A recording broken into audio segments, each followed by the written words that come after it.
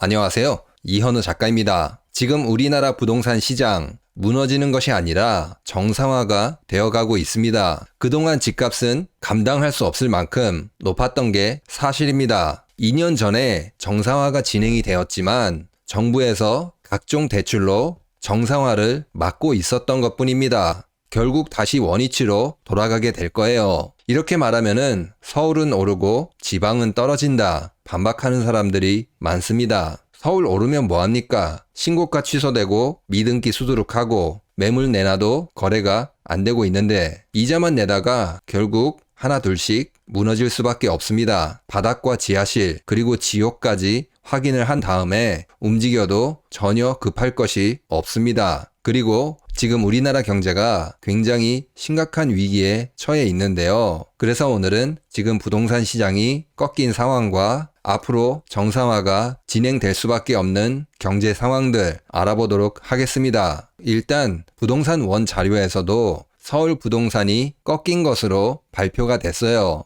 부동산 원 자료, 그 의심되는 자료에서도 서울 부동산 실거래가 지수가 0.01% 꺾였습니다. 그리고 세부적으로 보면은 강남 서초 송파 강동구 이렇게 강남 4구는 올랐고 이제 떨어진 곳은 은평구 서대문구 노원 도봉 강북구 이렇게 많이 떨어졌다고 해요. 노원 도봉 강북 여기는 9억 원 이하 대출 제한으로 풍선 효과 이걸로 인해서 투기꾼들이 몰려갔는데 투기꾼들의 성지가 무너지고 있는 것이죠. 강남은 아직 버티고 있다고 하는데 결국에는 여기도 꺾이게 될 것입니다. 그리고 중요한 거는 이게 한번 꺾이면은 사실 다시 살아나기가 힘듭니다. 이게 더 중요합니다. 그러면은 돈을 또 쏟아 부으면 될 거 아니냐 이렇게 생각하실 수도 있는데요. 이제부터는 밑 빠진 독에 물 붓기가 아니라 그 독 자체가 아예 다 깨져버린 그런 상황이 됐어요. 이제 붓고 싶어도 부을 독이 없습니다. 나라 경제가 진짜 산산조각 나고 있어요. 지금 보시는 그래프는 통계청이 13일 날 발표한 10월 고용 동향 자료입니다. 10월까지 제조업, 도소매업, 건설업, 일자리 증가와 감소 이 통계가 나왔는데 지금 다 감소하고 있습니다. 7월부터 4개월 연속 모두 다 감소하고 있어요. 지금 이게 너무 심각하거든요. 내수라고 할 수 있는 도매업, 소매업 이 감소폭이 가장 빠릅니다. 그리고 제조업도 7월부터 계속 감소하고 있습니다. 제조업은 그나마 우리나라 강점이라고 할 수 있잖아요. 그리고 양질의 일자리도 많이 나오는데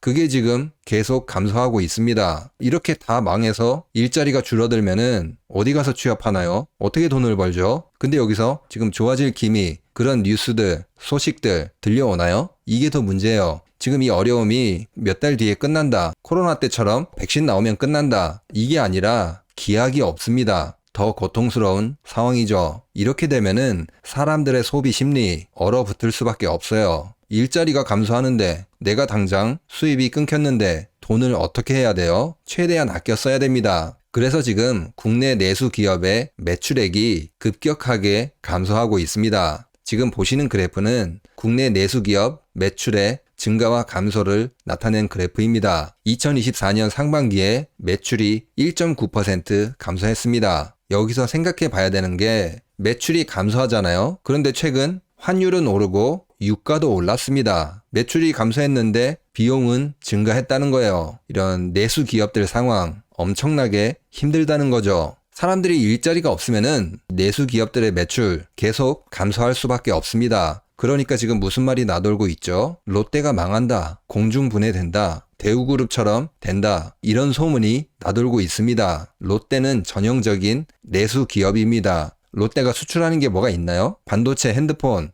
전자제품 그런 걸 수출하지 않습니다. 지금 롯데가 어려운 이유 이렇게 내수가 폭망하고 있기 때문에 어렵게 된 것입니다. 그리고 지금 롯데에서 법적 대응하겠다 이렇게 말하고 있지만 더 걱정이 되더라고요. 최근 몇 년 들어서 강경 대응, 법적 대응 이런 말 나오면은 한 6개월 뒤에 문제가 터졌어요. 대표적으로 새마을금고 문제가 있다고 지적을 했는데 법적 대응하겠다, 강경 대응하겠다 이렇게 이야기했지만 지금 문제가 터져서 정부 돈으로 어떻게 막아놓고 있는데 롯데도 터지고 다른 데서도 터지면은 이제부터는 막을 수가 없습니다. 밑 빠진 독, 그 독도 지금 다 깨지게 생긴 그런 상황인 거죠. 롯데가 앞으로 좋아질 것이냐? 저는 아니라고 봅니다. 취업자들이 감소하는데 내수가 늘어날 수 있나요? 근본적으로 불가능합니다. 공부를 안 하고 서울대, 하버드 이런 데 가겠다고 이야기하는 것과 똑같습니다. 그럼 수출은 괜찮냐? 이것도 안 괜찮습니다. 2024년 상반기에 수출 기업의 매출이 13.6% 증가했다고 해요. 근데 여기서 대부분이 삼성전자입니다. 그런데 이제 삼성전자가 많이 회복해서 괜찮아졌다 이렇게 이야기했지만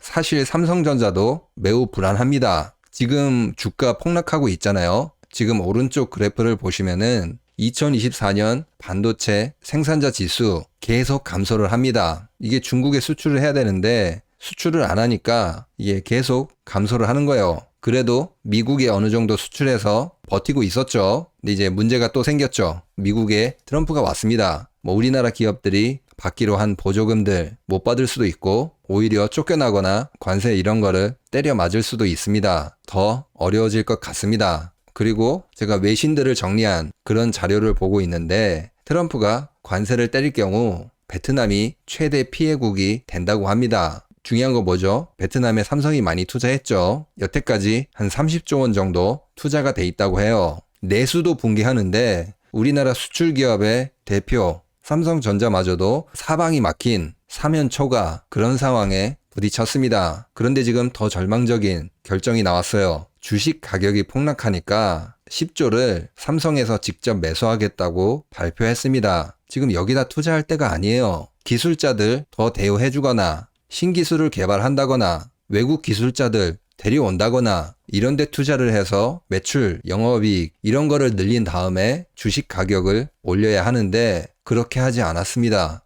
이게 10조를 매수하는 이유가 여러분들을 위해서가 아닙니다. 주주를 위해서 그런 게 아닙니다. 마진콜 때문이에요. 삼성전자 대주주, 대주주도 아니죠. 삼성 일가 사람들이 삼성전자 주식을 담보로 대출을 받았습니다. 홍라희 여사가 2조, 이부진 사장이 2,500억, 이서연 대표가 2,488억 이렇게 삼성전자 주식을 담보로 대출 받았습니다. 대출 받은 게 한 5만 8천 원 그걸 기준으로 대출 받았다고 해요. 5만 8천 원이 내려가면은 대출금 일부를 갚거나 아니면은 주식을 팔아서 대출을 줄이거나 이런 식으로 해야 되기 때문에 주가를 일부러 띄웠습니다. 지금 10조가 투입이 되는 게 로얄 패밀리를 지키기 위해서 투입이 됐습니다. 이렇게 어려운 상황에서 사박이 막힌 상황에서 로얄 패밀리만 생각하는 그런 결정이 나왔어요. 회사를 위한 결정이 아니라 지금은 잠깐 버티겠지만 더 크게 무너질 가능성이 높습니다. 그러니까 사람들이 일자리 사라지고 있고 내수기업 붕괴, 수출기업 사면 초과 지금 이런 것들이 계속 이어지고 있어요.